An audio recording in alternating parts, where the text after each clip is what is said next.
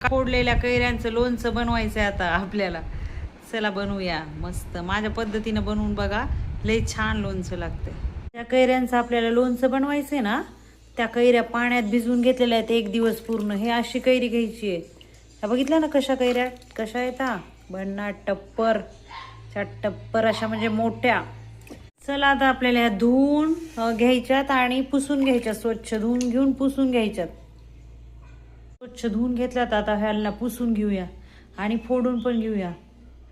चला आता आपण आंबे फोडून घेऊया. पुसून घेतलेत आणि आता ह्याच्यावरती फोडून घ्यायचे. चला फोडायचेत आता आंबे आपल्याला. फोडून घेऊया आंबे. चला आंबे फोडूया.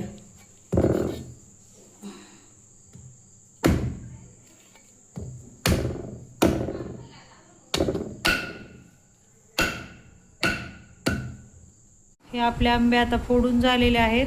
ह्याला हवेला असं सुकवून घ्यायचं 1 दिवस. म्हणजे आता मी रात्रभर सुकवून घेणार आहे आणि उद्या दुपारी ह्याचं लोणचं बनवणार आहे.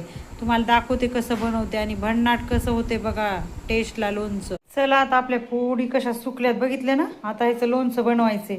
हे सुकवून घेतलं 1 दिवस. आता ह्याचं लोणचं बनवूया. कसं बनवायचं मी दाखवते. चला आता दाखवते तुम्हाला कसं बनवायचं. हे सुकल्यात सगळ्या फोडी.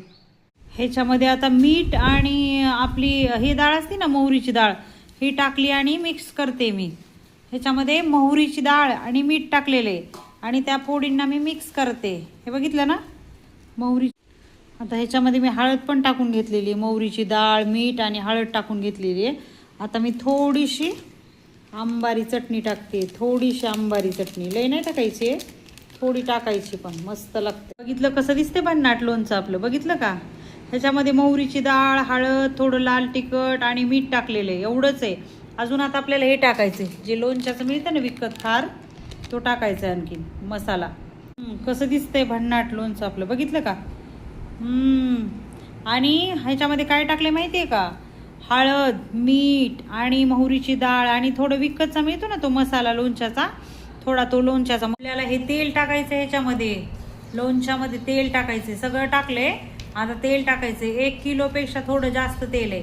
हे तेल टाकायचं आपल्याला.